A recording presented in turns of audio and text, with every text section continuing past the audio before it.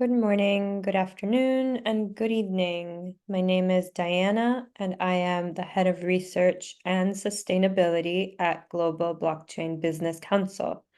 It is my pleasure today to welcome you to GBBC's Virtual Members Forum on the landscape of recovering lost or stolen assets. We are a bi-weekly webinar showcasing the innovative work of our members around the world. And today we are joined by Marcin Zarakowski, CEO, and Roman Bieda, Head of Investigations at Token Recovery. Briefly, before we begin, I would like to introduce Marcin and Roman. Marcin Zarakowski is an attorney at law with deep-seated expertise in the legal frameworks of blockchain technology. He serves as a certified board member for Swiss startups and holds an executive MBA from the University of Cambridge. As a former co-chair of INATBA's privacy working group and a member of the expert panel of the EU Blockchain Observatory and Forum, Marcin participates in the works of the Digital Asset Task Force of the Global Coalition to Fight Financial Crime. Marcin is also a founding member of Think Block Tank, a member of the Swiss-Polish Blockchain Association and virtual asset expert at the Organization for Security and Cooperation in Europe. Renowned in the blockchain circuit, Marcin is a sought-after speaker and panelist, imparting knowledge throughout various events, courses, and training sessions. Roman Bieda is a renowned fraud investigator with a formidable reputation in both the traditional realm and the blockchain sector. Collaborating globally with corporations, police forces, and various agencies, his forensic expertise spans a wide range of investigations, including cybercrime, financial fraud, violent crime, child protection, counterterrorism, and corporate espionage.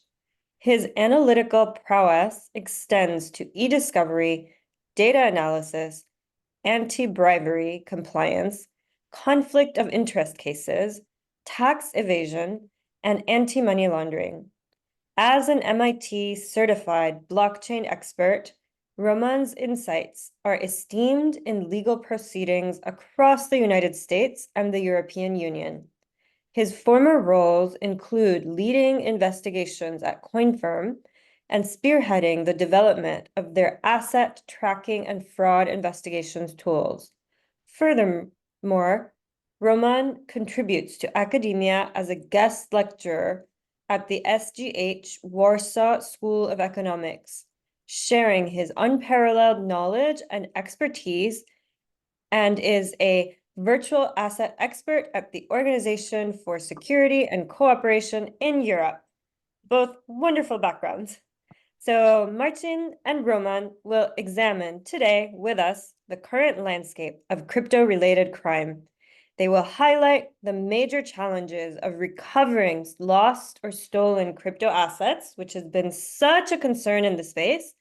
And finally, they will delve into two predominant types of crypto crimes, illustrating how these schemes operate and sharing real-world examples to shed light on the tactics used by criminals in this space. And finally, to the audience, before we begin, we welcome your questions at any point during today's presentation. Please submit them at the bottom of the Q&A tab at the bottom of your Zoom screen, and we will take them after the presentation.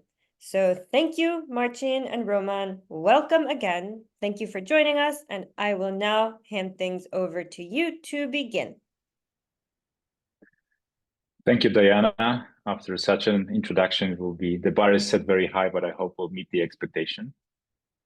Let me share my screen, and I will start our presentation.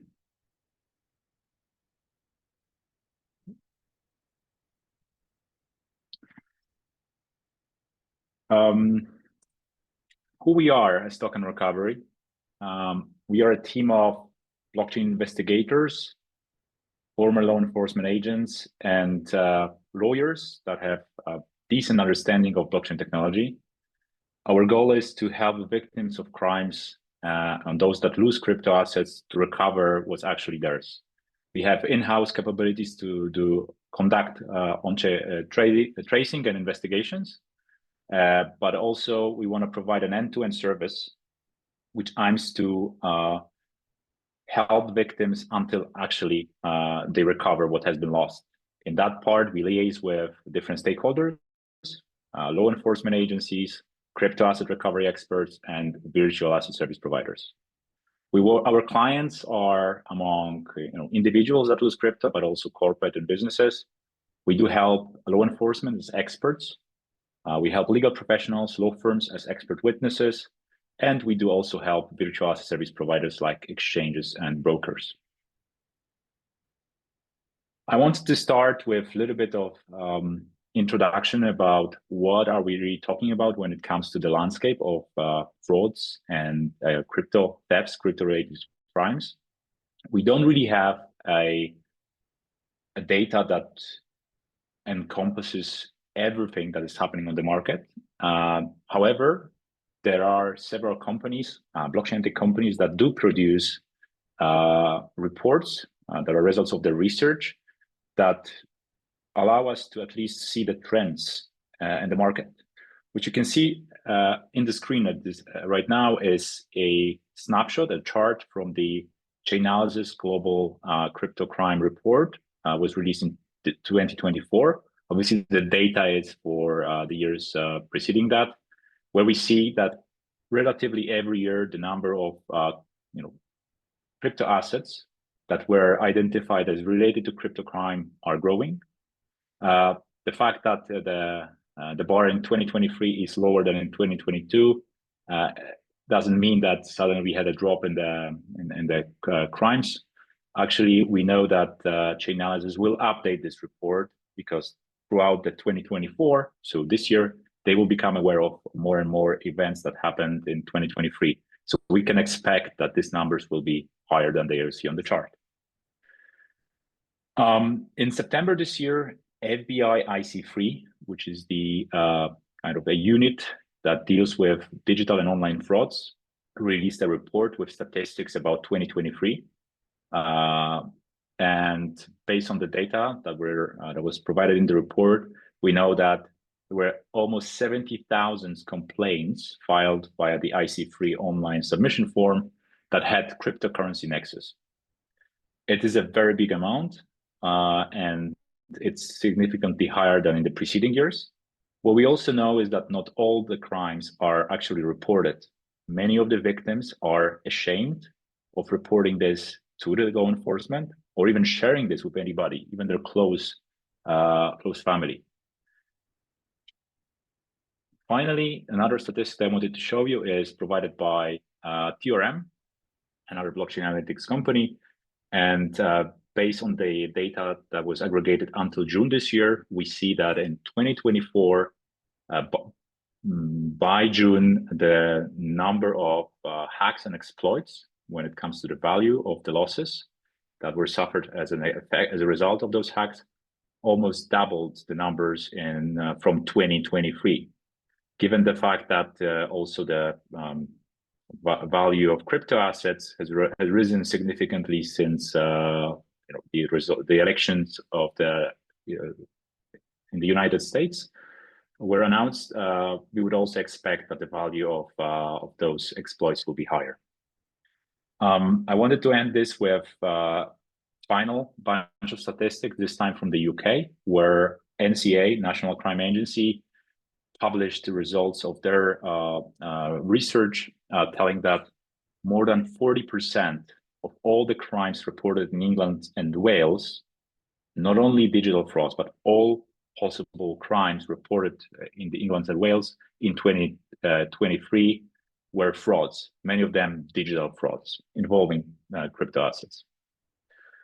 What makes digital assets so attractive to criminals? Why specifically these type of assets are being stolen? First, and foremost, are the all intrinsic properties and characteristics of blockchain technology and digital assets. There is a lack of centralized intermediary. When we compare it to other legacy payment processing systems, like we don't have Visa or MasterCard that can stop and freeze the assets after they are stolen. There is no SWIFT operator. There is no bank. There is no PayPal. Transactions take place peer-to-peer. Transactions are almost instant, nearly instant. It is possible to transfer value from one place in the world to another in the midst of a second, which is not always the case with other payment processing systems. Finally, the blockchain technology and digital assets, they provide pseudonymity, meaning that although transactions and wallet holders are not anonymous, at the beginning, without providing any additional off-chain data, it is very hard to identify to whom specific wallet belongs and who is actually transacting. Only with additional data, for example, aggregated and provided by blockchain analytic tools, we are able to identify the account holders. This leads to a situation when there is a significant gap, and we know it from practice, between criminals that are using all those characteristics of blockchain technology and law enforcement and their capabilities that they have. The lower we get in the hierarchy of law enforcement agencies, the more local we go, the harder it is to find skilled and experienced law enforcement agents that are able to deal with crypto-related crimes. They also seldom have sufficient resources and tools to deal with crypto-related crimes. And finally, they're also overwhelmed with the number of cases where people suffer loss of crypto and digital assets.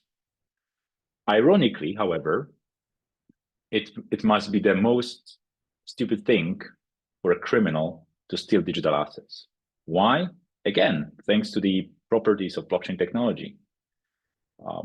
Every single transaction with the use of digital assets that are blockchain-based is publicly recorded on an immutable ledger, which leaves a verifiable and tamper-resistant trail of evidence that can serve really nicely in any proceedings in court, or can help law enforcement to establish sufficient evidence to persecute perpetrators. Who can become a victim? Basically anybody, and this is also something we see in our daily practice. We deal with victims who are individuals that are really crypto savvy. Many of them are technical. They've been dealing with crypto assets for many years. We also deal with people that had no prior knowledge about crypto assets. They were just convinced by some scammers to acquire them prior to the scam. We deal with C-level executives of corporates. Basically anybody can fall a victim of a scam. What are the most common types of crypto-related crimes? I recently read a book published by a renowned expert, forensic expert in the blockchain phase industry, Nick Fourneau, and the title of his book is "There's No Such a Crime as Crypto Crime." And I think it's very compelling, because all those types of crimes listed on the slide have been present even before digital asset became a public phenomenon. Today, in these presentations, after I hand it over to Roman, we want to focus on one specific case study,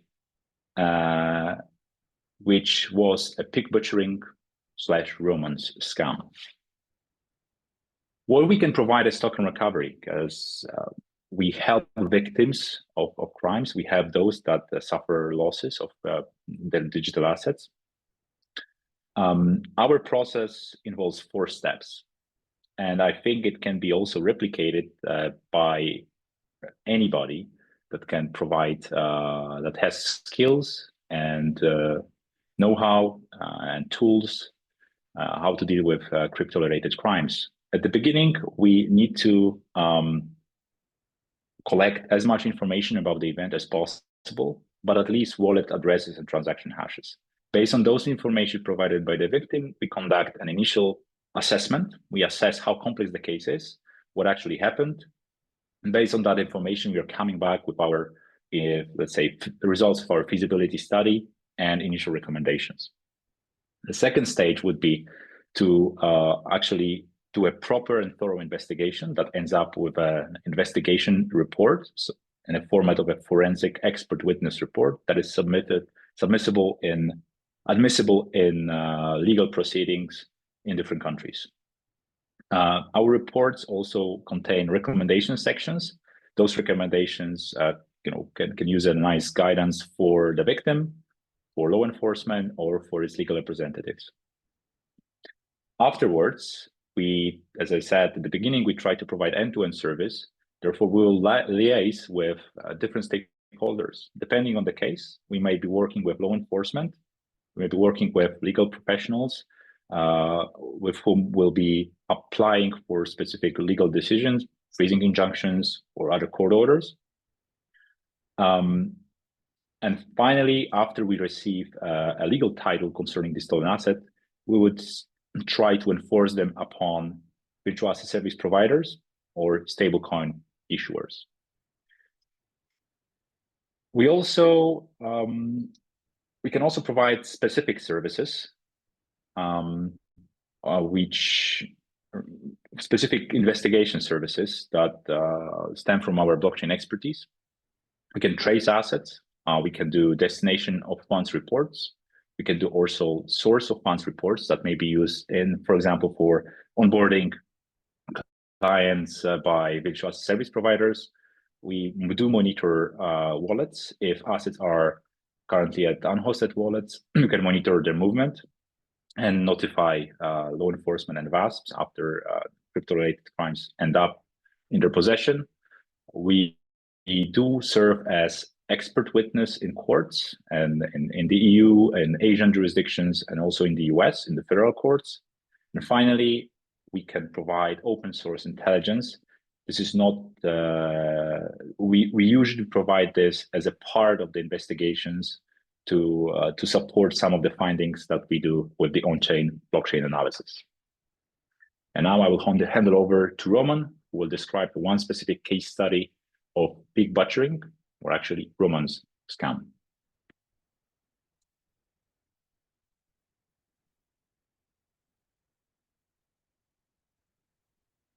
You're on mute, Roman.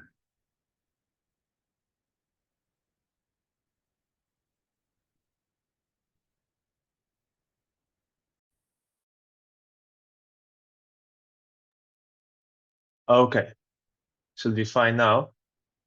Thank you, Marcin. Today I would like to present the so-called pig butchering scam, which is well known under this name for a few years now, but recently Interpol suggested that we should not use this name because it's kind of offensive to the victims. Therefore, I will use Roman's scam instead from now on.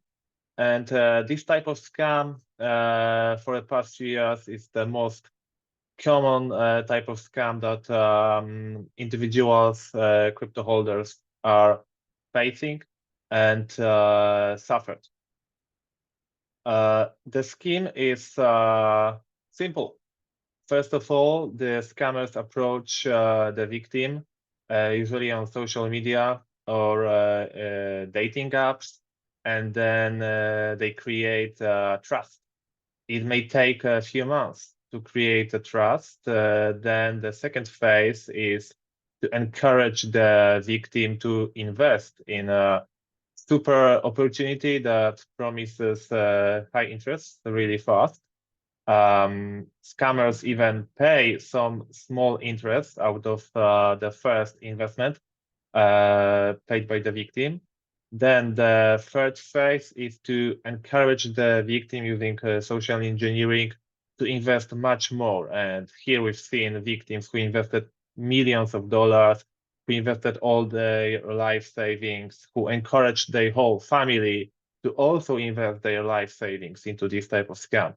And then the killing phase is cutting off the whole communication and shutting down the fake investment platform. It is these days even easier for scammers because AI enables scammers to create in a matter of seconds fake IDs. services such only fake enable anybody to create dozens of fake IDs in a matter of seconds for a fraction of Bitcoin. AI enables even scammers to do the live video conferences with the victims and impersonating a different person, changing their appearance using AI live. We've been approached by over 300 victims of Roman scams only at Token Recovery, and victims are from all over the world, but we can see that most of them are actually based in the US and Europe. Based on data we collected from the victims, we uncovered nearly 150 domains related to this type of scam. We've noticed that these domains impersonate real trading platforms. For example, real platform, Bittrex, is impersonated by scammers with the name BitPEX, just one letter changed. And what we've noticed is that many of these domains actually share the same IP, which is the indication that there is one group of scammers behind many of these fake investment platforms. And of course, we collected blockchain addresses of the scammers from the victims. One of such address is represented on the graph as a black node, as a black dot in the middle of the graph. And based on the on-chain analysis, we can see the behavior, typical behavior for Roman scam. We can see light brown and light blue addresses of Binance US and Coinbase. Those are deposit addresses of various victims at these exchanges. And we can see small transfers, 100 up to 1,000 US dollars to these various accounts. Those are fake interests. The beginning, the first phase of the scam, right? And then we can see huge transfers, over $1 million from Coinbase, from two Coinbase accounts, and we can see withdrawal from Binance in one transaction, $2 million withdrawal. This is a huge investment from the victims. Then the killing phase, we can see the black address is sending everything over $4.6 million in USDT token is transferred to the orange address. Then the mixing starts, the obfuscation techniques are used by the scammers to make the tracing difficult for companies like ours and for law enforcement. On-chain analysis shows to us also that we can cluster addresses provided by various fake investment platforms together, meaning we can prove based on-chain analysis that behind various fake investment platforms, there is one group, one mafia that is scamming people. On the left side, we can see yellow addresses belonging to one scamming platform. On the right side, the orange addresses belonging to the other scamming platform. We can see that all funds from all these addresses are collected on the red addresses in the middle, so-called collecting addresses belonging to these scammers. We can cluster all these addresses together as one scammer or group of scammers working together. The on-chain behavior, modus operandi, mixing modus operandi, it's typical for this type of scam is first of all to use the stable coins, because stable coins don't fluctuate in value over time.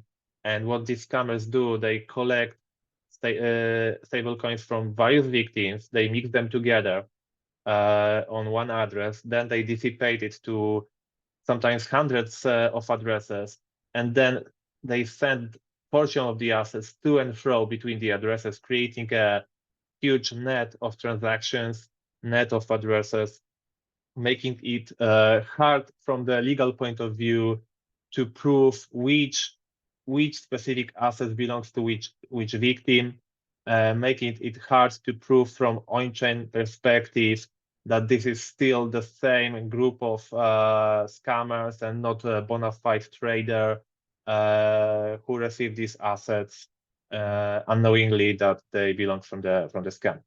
But we can see that sometimes they're also doing mistakes. We can see on the graph, on the right side of the graph, a simple path to Binance deposit address. This Binance deposit address often will belong to a money mule, not to the scammers, but to the money mule.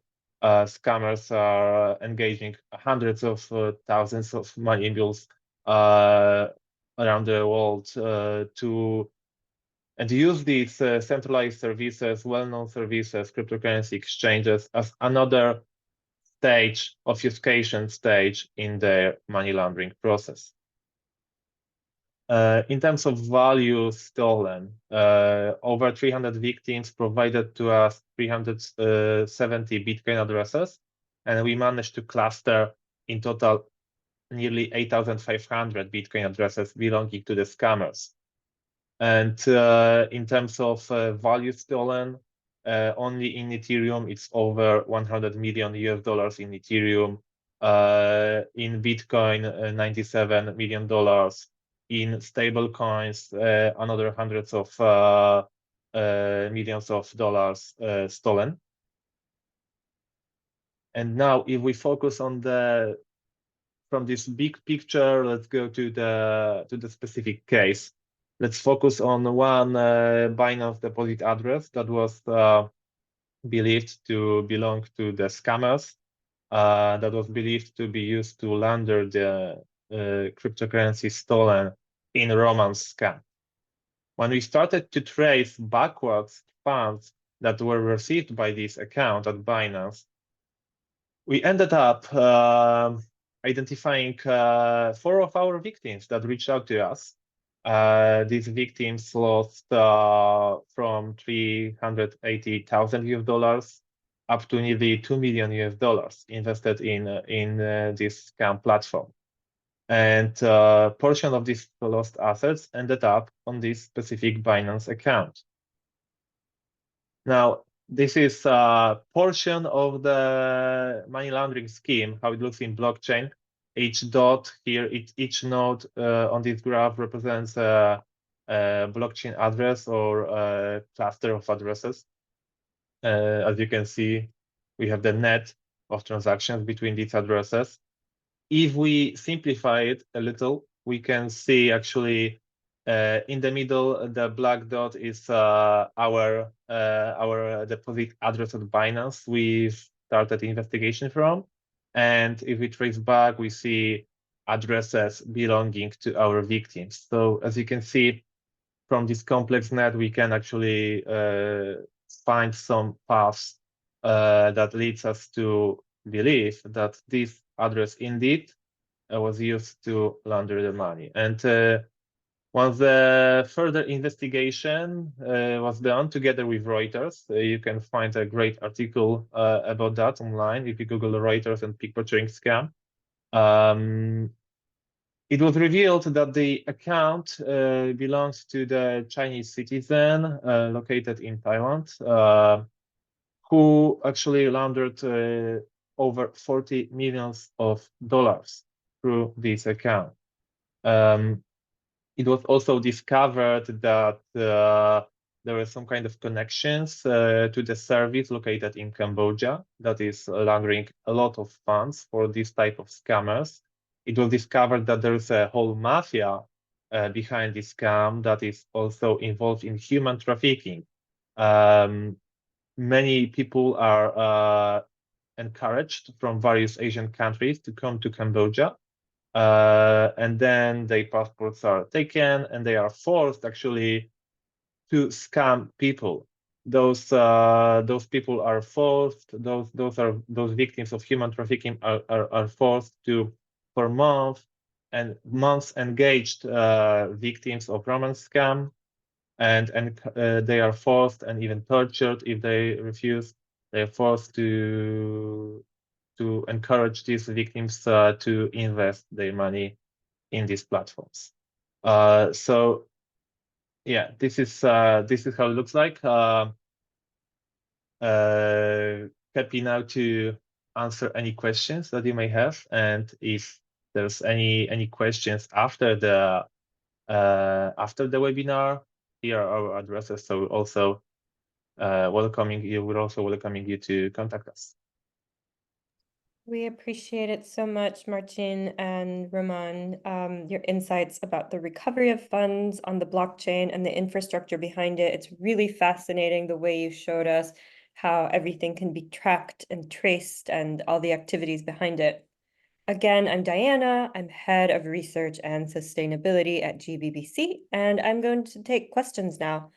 And first, I'm going to start with a question that we received from the registrants, which is there a way to recover assets that we've sent to a Ponzi scheme back in 2020? I may take this Maybe. one. So, Okay, go ahead.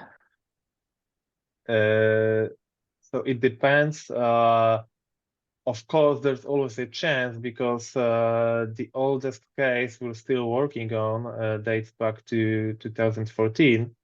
There's another one from 2017, and it's still ongoing. So yes, it is possible. I would say that in some cases, it's sometimes even easier from the on-chain analysis perspective, because back then criminals were not using that complex obfuscation techniques as they use these days. However, of course, the other side of this is that the older the case, the higher the chances are that the assets are already gone, laundered, maybe even spent. So it may require more off-chain investigation, more traditional investigation. But yes, it is possible. There are chances that this case will be solved. If I could add to that, usually we tend to say to victims that time is of the essence. Therefore, any case of a loss of crypto assets, any crypto-related crime should be reported to law enforcement and to companies like ours as soon as possible, because then we are able to freeze the assets before they are spent or before they really move through the very complex obfuscation techniques as Roman was showing in his presentation. Yeah. It is incredible how the space has increased in sophistication, both on the crime side and on the crime prevention and addressing crime side. The next question I have is a question that we had prepared prior as well. What preventive measures does token recovery recommend to individuals and organizations to safeguard their crypto assets against potential theft or loss, especially in light of the recent high-profile crypto exchange failures? You've mentioned a couple already, and you've mentioned pig butchering scams and the big articles that came out. Is there anything else you would like to expand on if you were talking to your friend or an individual or giving a session for an organization or giving advice to your students? Yes. So first of all, when we invest in anything, whether it's crypto or gold or stocks, we should educate ourselves, right? So it's good also for our investment that we not only if there's a threat of losing it, but it's good to understand what we're investing in. It's good for our investment, especially in new technologies like cryptocurrencies. It is crucial to understand what we're doing. And here, before we start, at least the basics we should understand. It happens many times that victims come to us and they don't understand what's the transaction hash, what's blockchain address. They don't understand anything. So education is first. Education is key. But then, yeah, it's not wise to keep all the funds at the exchanges, obviously, because if the exchange collapse, the funds are gone, right? Not your keys, not your coins. But if the owner keeps the cryptocurrency at the hosted wallet, private wallet, then with being your own bank, there comes a great responsibility, right? With a great power, great responsibility comes. So if you're your own bank, you keep your assets at your unhosted private wallet, then you need to secure this wallet. First of all, if you lose your private key, the assets are gone. So you need to secure your private key, preferably in 2 or 3 different locations. but also in locations that are not accessible to third party, right? Then it is believed that in cyberspace, hackers will steal your assets using, super sophisticated techniques. But in 95% of cases or 98% of cases, it will be social engineering, good old social engineering as it was for hundreds of years.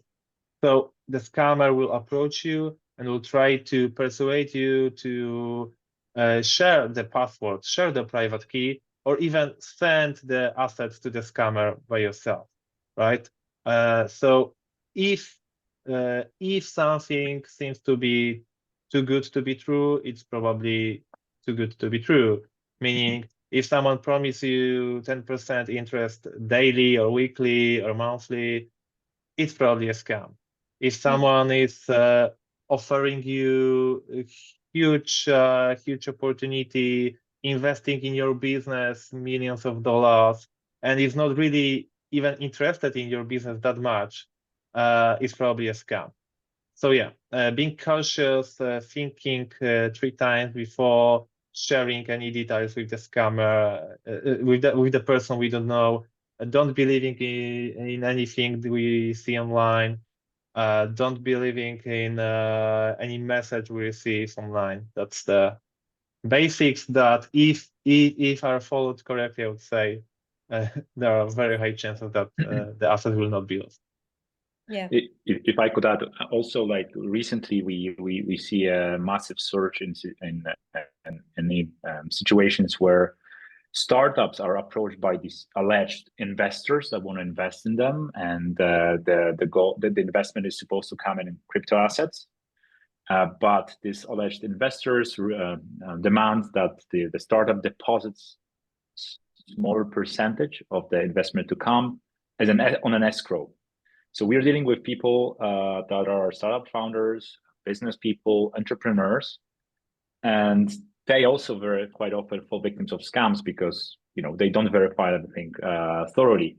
So what I can say, if any situation like this, you have any sorts of doubts or any, not even red flags, but just amber lights shining, it's better to consult experts. It's better to consult, law enforcement, or even, you can reach out to us. We're happy to look at this and advise you and do some preliminary checks.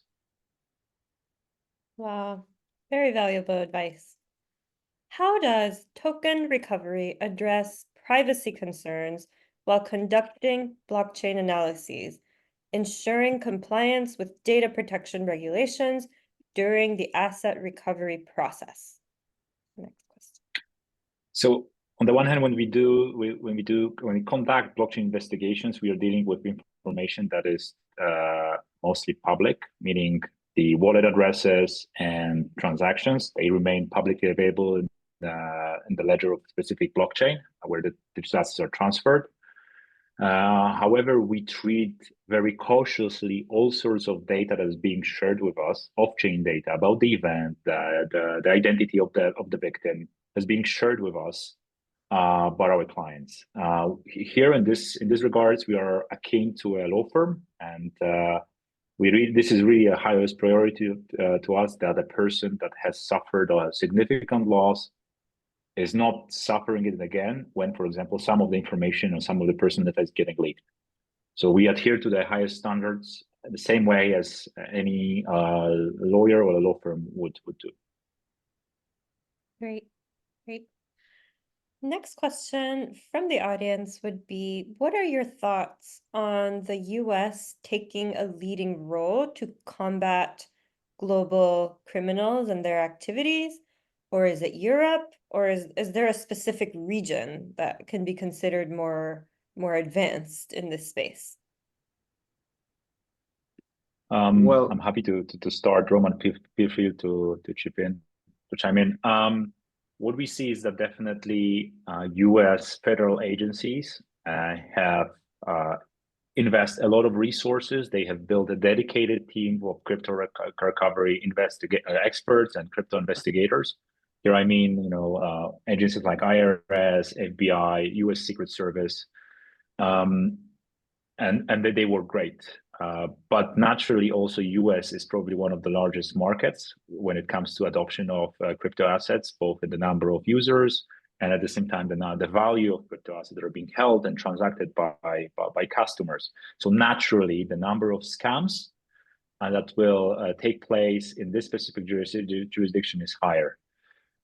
We see also similar trends in other countries, specifically in Europe, where national agencies, like let's say on a state level, do have these dedicated teams that deal with crypto crimes. However, as I mentioned at the beginning of my presentation, the lower we go and the lower the level of law enforcement agencies, the less resources, the less knowledge, and I think we should invest in doing everything.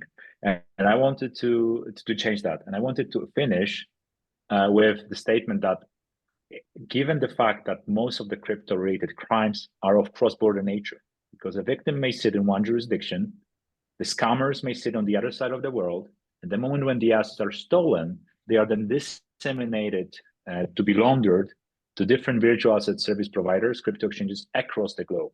Therefore, just having one agency from one country that has all the skills is not going to help. The system is as safe and as good as its weakest link. So it is important, and we see different initiatives like this to also strengthen law enforcement agencies and provide them resources in smaller jurisdiction where criminals might use, the service providers to launder the money and offer them into fiat and cash. Yes. Very good point. I do want to go back to this. Probably might be following up on a prior question, but you very kindly offered that the audience can reach out to you for any advice. And someone in the audience was asking about a connection that they can refer to specifically in Canada or any specific country where someone was scammed. A case where there's an investigation ongoing about this scam, but it appears that there's been little success or considerable difficulty. How can you step in to help this specific person? So, we are not going to replace law enforcement. This is not our role. And actually, the demand for our services is a result of the fact that the system that is not efficient. I mean, the law, as I said, for many arguments that I already mentioned, the law enforcement and the legal system is a couple of steps behind the criminals. And therefore, what we can do in this specific situation, we're happy to look at the case. We can do as I said, free of charge feasibility study to analyze if there's anything that we could also do. We can do, as a private company, we can do a tracing and blockchain investigation that we can summarize in a report that then can later be shared with law enforcement. Basically, I can summarize that we can do all the homework for law enforcement that law enforcement might not be able to do, given the lack of resources, being overwhelmed with other cases, which we fully understand. We, based on our experience and knowledge and dealing in hundreds of crypto related crimes cases, we can also consult law enforcement, obviously as representatives of the victim, to maybe guide or advise on best practices or what are the usual practices used by criminals. Wow, this gets so real right now with all the scams that there have been, and when it gets to affect our community and maybe some of ourselves, the resource that you provide and your team and your company becomes even more meaningful. Unfortunately, we are out of time, and I just want to conclude saying thank you to Marcin and Roman and Token Recovery for joining us today. It's been a thoughtful and engaging presentation and Q&A on this trend toward making financial transactions safer on the blockchain and improving trust for all of us, right? We look forward to learning more about Token Recovery's progress and all the milestones you continue to achieve. A recording of this presentation will be circulated to all those who registered and also shared publicly on GBBC's YouTube channel. Thank you once again, and enjoy the rest of your day. Thank you very much. Thank you, Diana. Thank you, everyone.